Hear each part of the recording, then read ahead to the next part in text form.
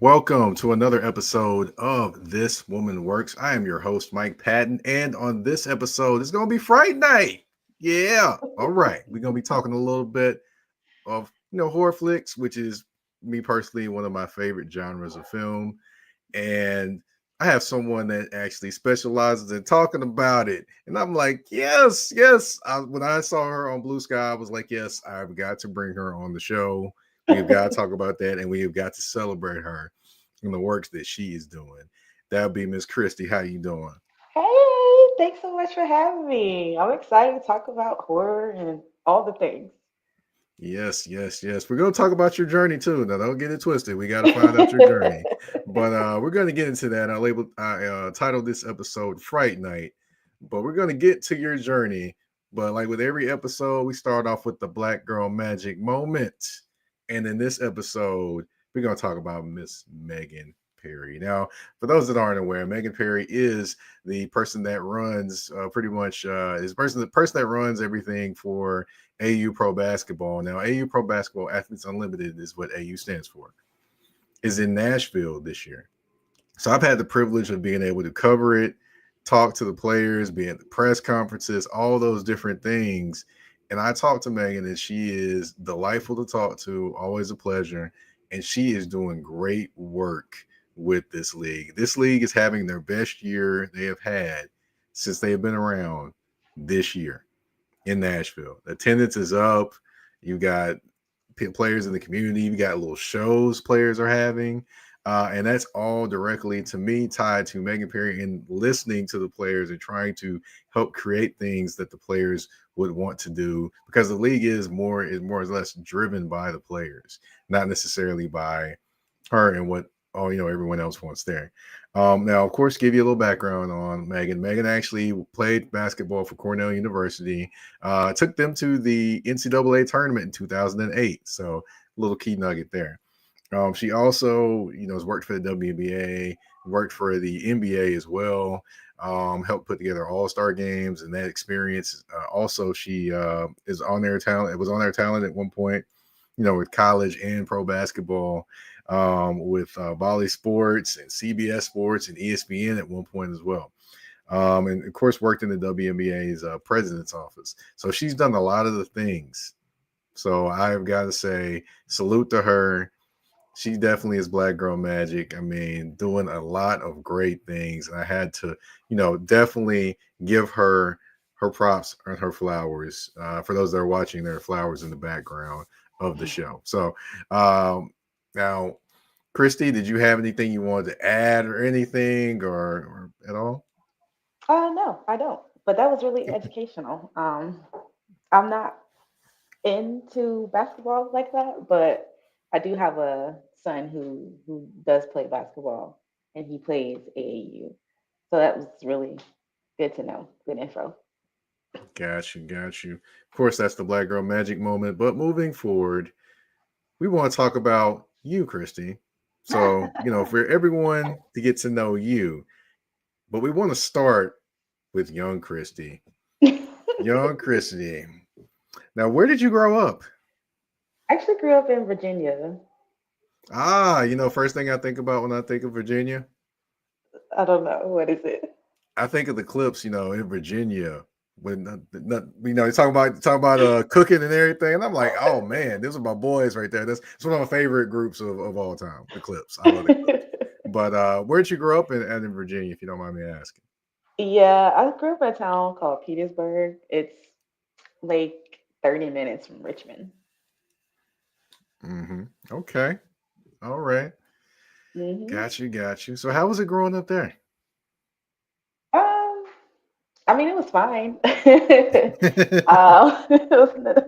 My parents are both in like my dad is a pastor of a church, and so as a Okay. matter of fact, he's going to be celebrating 50 years this year.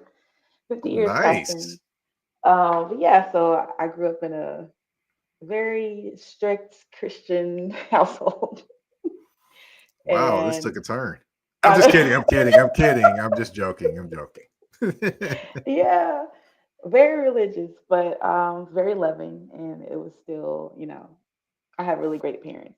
I have 5 brothers. I was the only girl, so I was the reins were a little bit tighter on me. Yeah, and they probably were like watching out for you like hawks, right? Oh yeah, and still to this day. You got a So problem? I call them up, and they right there. Yep. yeah, yeah, I don't think they're going anywhere. We do have some comments over in the This Woman Works inbox as well. We got a comment from Mike in Serial, said he's excited to see the Queen of Horror commentary, Kristie. Thank you, Mike. So all right. So, in growing up growing up where you did, Petersburg, you said, right? hmm Growing up there, what's something that's I guess sounded kind of unique about that town and growing up there? Well, I mean, I grew up in the country part of Petersburg, so Ah, like my okay. closest neighbor was like miles down the road. But it was I like the quietness. Even now, like I can't stand like because neighborhoods nowadays, like your neighbors like this close to you. Hmm. I miss that peace and quiet, like going out on the porch and listening to the bugs and stuff outside. Like you don't get that anymore. Now everything's so crowded and can't see the stars at night. So I do miss those aspects of where I grew up, like trees and just nature and stuff like that. Even now, like I like to go for walks with my kids and do outdoorsy things like I liked growing up like that. And I try to get moments like that with my own children now because they're so far in between. Hmm. I hear you there. I hear you there. Now going back to, you being a kid, growing up in Petersburg, you says country, your neighbors probably can't even hear you when you come outside and somebody No, stump their toe and yell, they probably couldn't even hear you. no. So with that being in mind, you know, there's many things that we want to be as kids. As a kid, I wanted to be a professional football player. Unfortunately, that did not work out. But hey, it is what it is. But what is one thing that you wanted to be as a kid? That you thought about like, oh, I'm gonna be that when I grow up. Well, I think I wanted to be a lot of things, but I really wanted to be a writer. And I was in like the 4th grade and I entered like a poetry contest and I won. And that was like enough to be like, oh yeah, this is what I want to do. And so I wrote a lot of poems when I was a kid, but they weren't very good. Like I still have some of my journals and stuff. I'm like, girl, what are you talking about? But I wrote a lot of stories, and even now, like I I want to one day hold a book that I've written in my hand. Is one of my goals to finish a book. I have a lot of books I've started, none I've finished. But Hmm. yeah, I've always wanted to just write. That's something that's been Oh, in me ever since I was young. okay. All right. All right. So, from writing to horror films. That's definitely going to be a fun journey. We're going to jump in on and kind of figure out when that happened, why, and of course your moment of being like, okay, this is it. We're kind of going to get into that, but of course, first we do have to take a quick commercial break on This Woman Works. Of course, I hit the wrong commercial. This is the real commercial break. We'll be right back. EBO Beard Butter and EBO Beard Wash are two of the best beard grooming products for men worldwide. They help promote growth, keep your beard moisturized and soft, and enhance your overall upkeep of your facial hair. And with the new promo code MPAFC10, you can get 10% off of these products. Just go to www.etsy.com/shop/EBO Beard Butter. Again, that's www.etsy.com/shop/EBO Beard Butter. And again, the promo code MPAFC10. Again, MPAFC10, where you can get 10% off any products except for beard boxes. So treat your beard better today. by going to get these the EBO beard butter and EBO beard wash.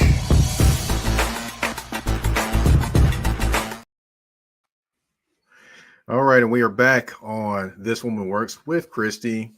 And of course, I know you're probably wondering, why do I have a beard commercial on the show about black women and celebrating black women? Well, here's the reason why. Because as black men, we really don't take care of ourselves great all the time. Whether it be, your beard might be a little scruffy, your shoes looking a little bad. And a lot of times the suggestion on new shoes, something else for, to take care of yourself comes from a woman in your life, whether it's your mama, your True. sister, your auntie, your cousin, somebody. That's how it always happens. So I figured, hey, let's put that on this show. Let's help some brothers out. And of course, it's inching more and more towards Father's Day. So hey, that could potentially be a Father's Day gift for some people.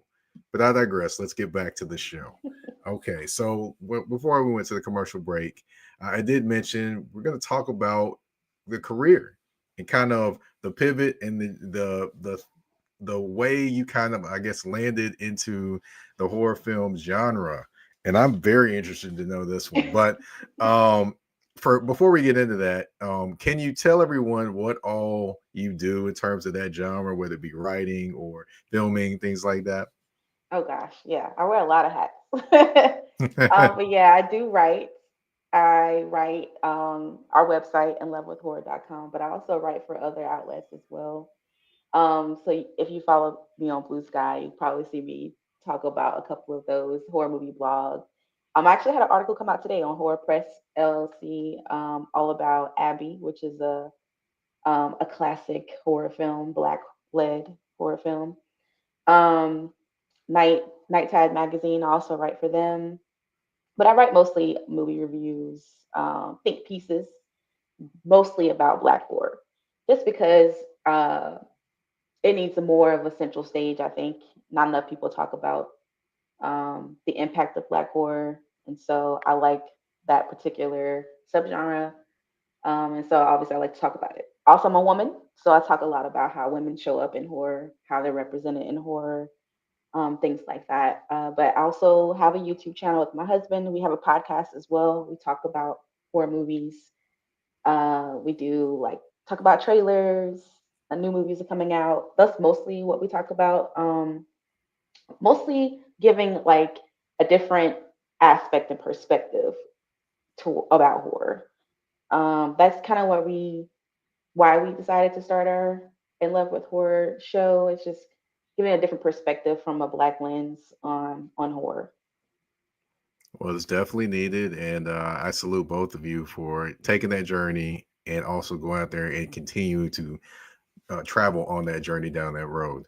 Thank you. Um, I do have to ask, though, of course, um, this, you don't just jump up one day and say, "Hey, I want to write about horror movies and have a horror show with All right. my husband, where we talk about black horror films and just horror films in general." So, when did you first kind of dive into or become interested in horror movies? Well, it's funny that you brought up like childhood because I feel like that's where my first like moment of being like, "Ooh, I really like this" came. Now, when I was growing up, my mom was at home with us. So, like, we would do the most craziest things. Nobody knows this. So, you're the first person to hear this, and everybody who's watching.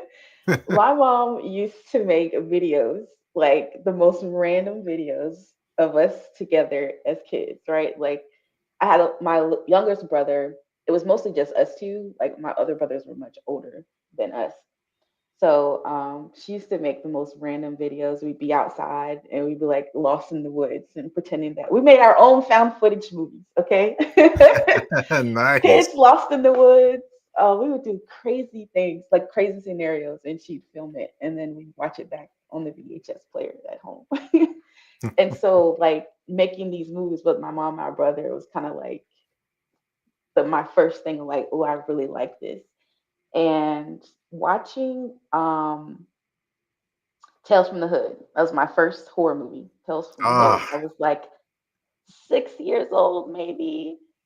And obviously, it terrified the crap out of me, right? Like, I was so terrified, but I liked that feeling for some reason. I don't know. So I would always chase it. So I would always watch horror films as a kid with my brother.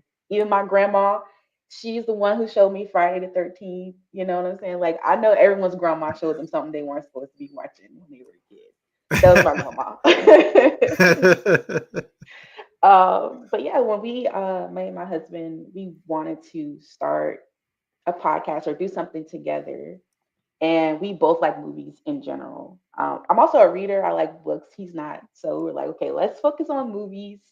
And we Hmm. already shared this together. Like we watch. That's our thing. Like we watch movies together. That's kind of Hmm. like, you know, our hobby, I guess, our way of connecting. Like turning on a movie in the evening, and we have a lot of discourse about it. And a lot of times we don't agree. I like this, but he's like I don't, or vice versa. And so those things were interesting to us, and we thought other people might find this interesting. And that kind of like ignited our journey to where we are now. And Hmm. it's kind of been like it's grown obviously into much more than we could have ever expected. We thought it would just be a way for us to just talk to other people and share our love for film. And then it's evolved. And as a matter of fact, we'll be speaking on a panel at BlurCon next month, Ah, wow! talking about love Congratulations. and horror. So yeah, thank you. It's definitely been a journey, but one that we are loving so far. Okay. All right. So, I'm guessing, in terms of the journey, um, you started taking it seriously probably a little bit more when a lot more people were kind of paying attention, and just you all's brand and name were growing all over the place, just in terms of, social media, things like that. Yeah, absolutely. It's really funny. It's just like, you don't expect it. You're like, oh, maybe one or two people might listen, or your family, like your mom. My mom was like my first listener. And I don't even know when it started rolling, but I would have to say I shout out to all of the other Black content creators in the horror community because they really showed up for us when we first started, like sharing our content and collaborating with us, even though no one knew who we were. But I attribute our community, the Black horror community, as the reason why we have propelled to where we are because they're very supportive. Absolutely love the community, but there's something special about the Black horror community. Okay. All right. Well, I'm gonna have to get those names so I can watch those, right? Oh yeah, You absolutely. know, I you got you. know. I got you. uh, cool, cool. So I gotta ask, on your journey, what was the first time you were like, "This is where I'm supposed to be"? Did that moment like, "Okay, this is it"? I think we were interviewing the director for Mr. Crockett, Oh and wow, for he real? said I to us, love that it movie. was such a good movie, right? I love it Yeah. so much. He's like, oh, everyone else got 5 minutes, but we specifically wanted 20 minutes with y'all. And we're like, what? And they were like, yeah, we really wanted to talk to you. We're so excited to talk to you. And I was like, oh yeah, this is what it's about right here. And so Hmm. ever since then, I think that even more so motivated me personally, um, to just like dive even deeper into what we were doing. Okay. All right. Yeah, Mr. Crockett was definitely a good one.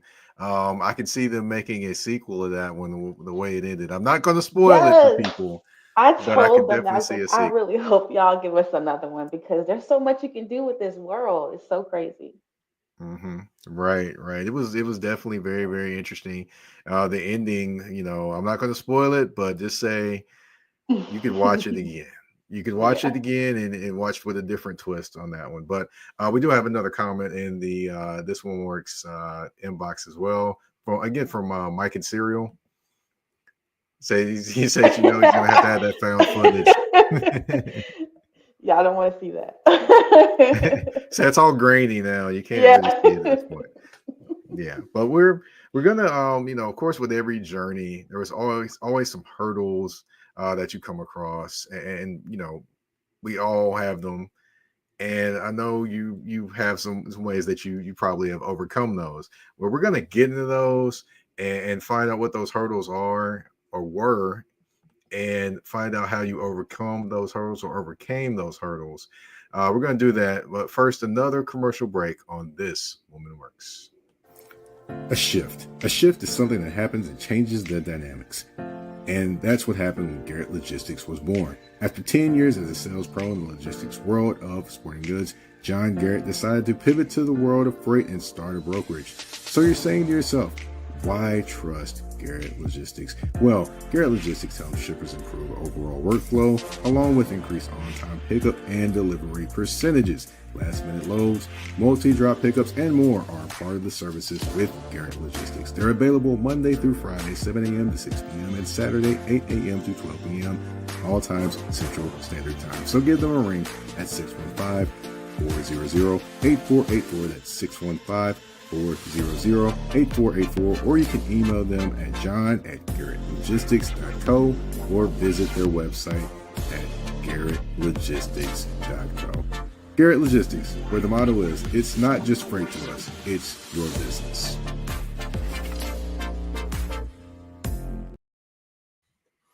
All right, and we are back on This Woman Works with Kristie. And, I titled this episode Fright Night, and I'm getting, all the good tea when it comes to all this horror movie greatness, and then all the things that you all are doing, Kristie. I'm enjoying this a lot.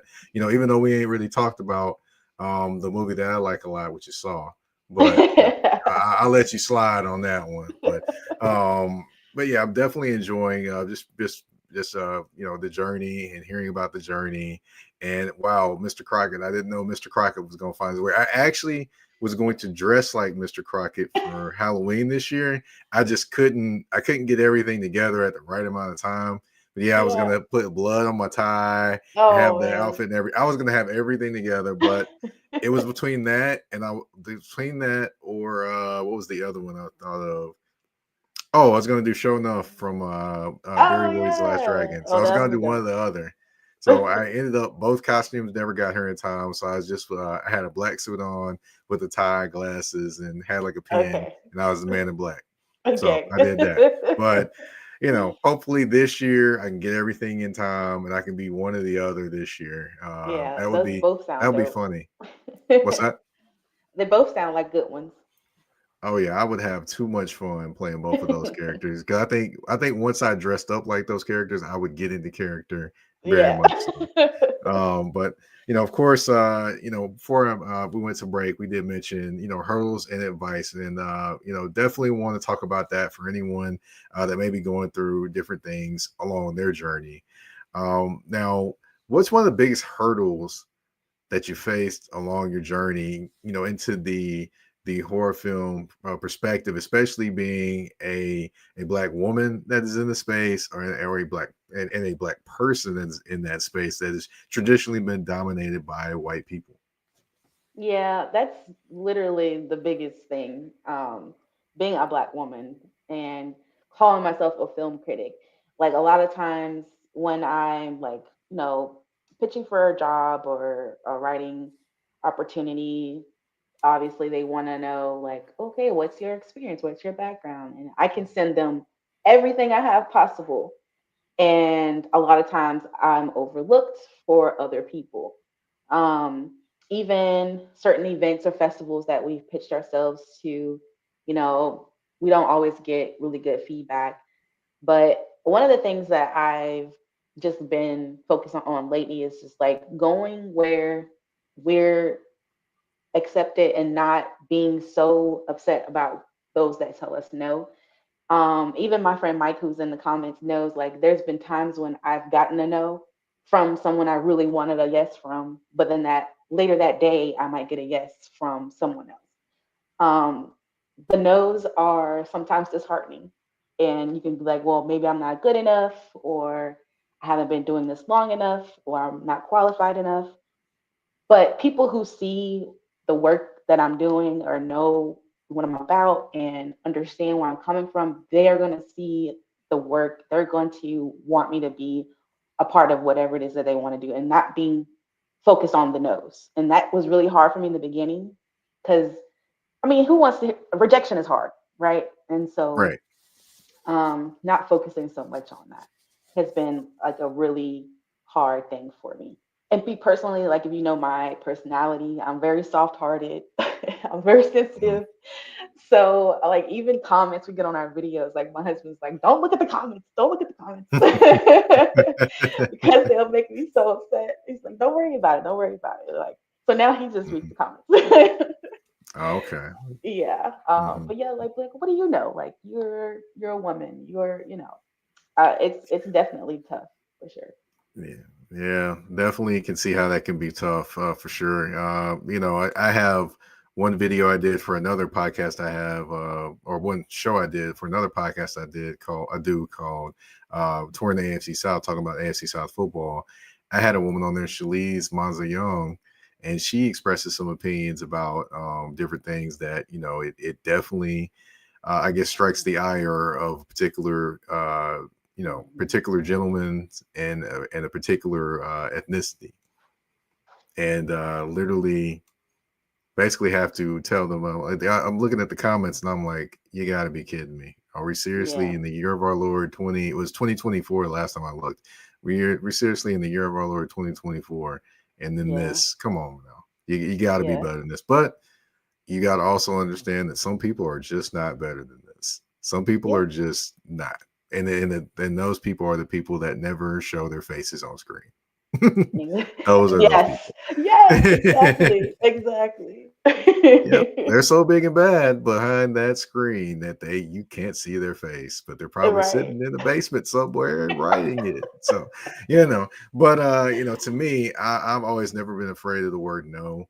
Yeah. That's the biggest thing I had to train myself to do. So it sounds like to me, you're training yourself to, Yes. to I guess get over those different things, not be afraid of the word Yeah. no, and just continue to Hmm. keep going, which is an excellent thing to do, and not reading the comments, which is always good and bad. Because I do read the comments because they're the comments come into the inbox, so I'm going to see Yeah. them. But I've been blessed so far that during my live shows that I haven't had too many crazy comments, if any. So been blessed Yeah. there. Yeah. But I've got to ask you, what is some of the best advice that you've received over your time doing all these different things? Well, kind of like what you were just saying, like keep going. Consistency has been one of the things that I feel like has propelled In Love with Horror has propelled me as a writer. Like even when I do get those no's, like I could have been like, okay, I'm done. I'm not a good writer. Like I've sent in articles and have gotten back articles with like, oh, you need to change this, and it's like 100 different things. I could have been like, okay, well maybe my writing is not that good, but instead I'm like, okay, well what can I do to be a better writer, and just keeping consistent and going and growing no matter what. Hmm. Okay. All right. So I know that's probably part of the advice you would probably have for someone that's kind of following in your footsteps. But aside from that, do you have any other bits of advice for someone that may be following behind you in this genre, or just being a movie critic in general, or and more specifically, a black woman that is in this field? I would say don't be quiet. Like be loud, be yourself, be authentically who you are. Because like I think along the way, I kind of got to this point myself where I was like, okay, maybe I'm being too much, or um, maybe I should be more like these people, like modeling my content or whatever after more accepted people, white people. Mhm. And because that seemed to be what got the most attention or whatever. So I would say, like, don't listen to those voices in your head telling you that you're too you. Just be you. Be authentic to who you are. Write in your own voice. I know I had a little issue with that too. Like, okay, well, maybe my writing is too black. That's maybe why they don't want to run my article. But the people who um, I would say like me being myself, I get way more opportunities doing that than trying to be like somebody else. So just be you. That would be my advice. Okay. All right. All right. I can dig it. I can dig it.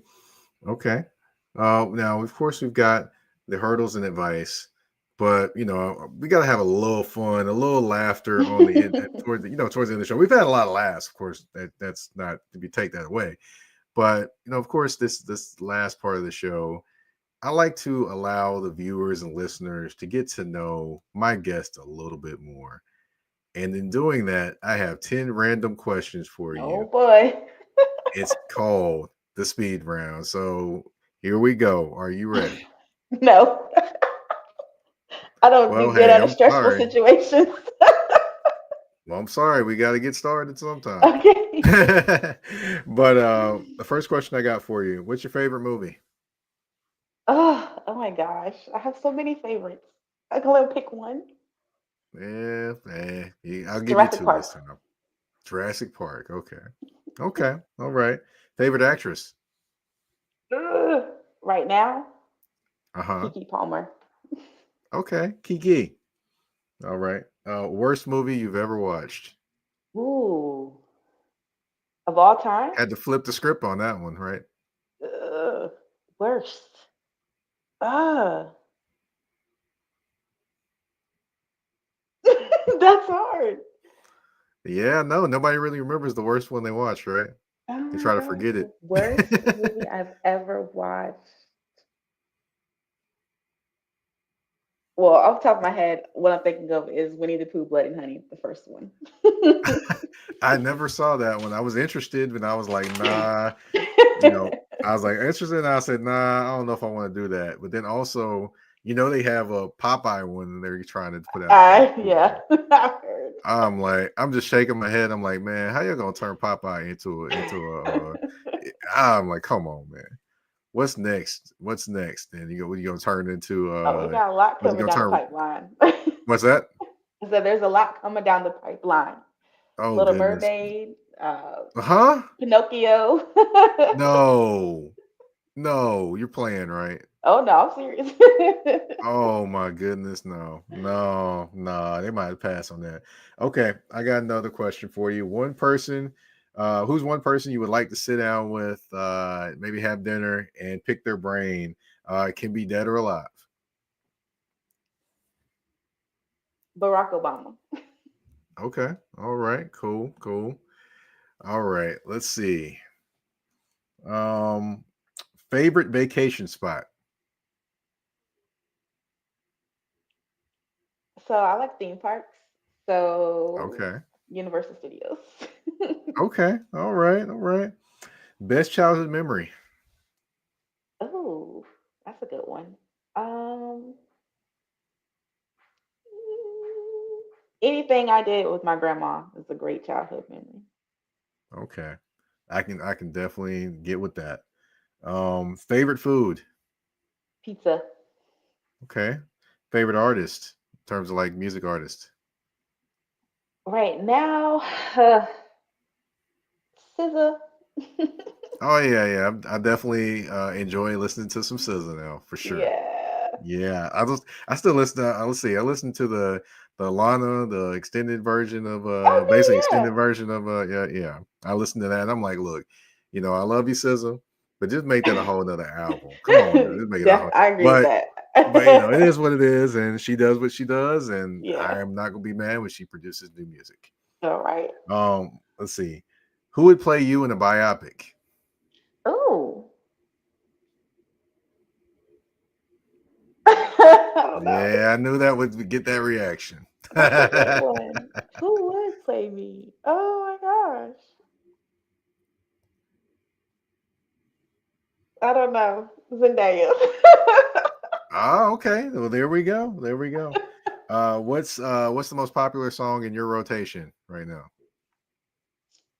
Ooh, what is the most popular song? Let's see. Probably. Let's look it up. Probably. Um.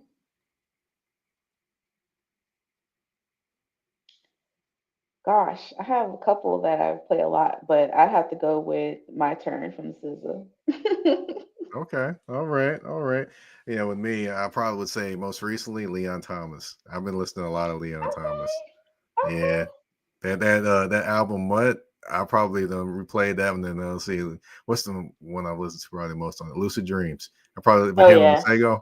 Yeah. Yes, because Masego is one of my favorite. I didn't know who he was maybe like some years back, but then I started Yeah. listening. I was like, oh, what have I been missing out on here? I Yeah. started saying that to myself. I was like, oh, yeah, yeah, I need to go on I need to listen to a little bit more of this, yeah. So, Yeah. That's mhm. good. That's So, good. but yeah, you are off the hot seat. That's 10 questions. Hey, I made So there it. you go. You have survived the speed round. And of Yes. course, we have reached the end of the show. I want to thank you, Kristie, for coming on. Thank And you. also, if you can, tell everyone where they can find you on social media. And of course, tell them about the show. Well, yeah. Well, you can find me here on YouTube at In Love with Horror all the time with my husband AJ at least once a week. Our podcast is on Spotify and Apple Podcasts as well. You can find me on Instagram at In Love with Horror, but mostly on Blue Sky at Love Horror Queen. That's mostly where I hang out. Mhm. And you can stalk our blog as well, inlovewithhorror.com. All right. All right. Thank you again for coming on the show. I want to Thank thank you all you. for watching. Oh, I'm sorry. I didn't mean to cut you off. What did you say? I'm sorry. Oh, it says thank you for having me. Oh, okay. Got Oh you. yeah. I guess I got so used to rolling into my closing out of the show that I just started going. My apologies. But and of course, thank you all for listening. Thank you, Kristie, for coming on. Of course, you can follow This One Works on all your your different places where you can listen and watch the show, whether it's at Spotify, Apple Podcasts, iHeartRadio, Amazon Music, you name it, we are there. We are also on YouTube.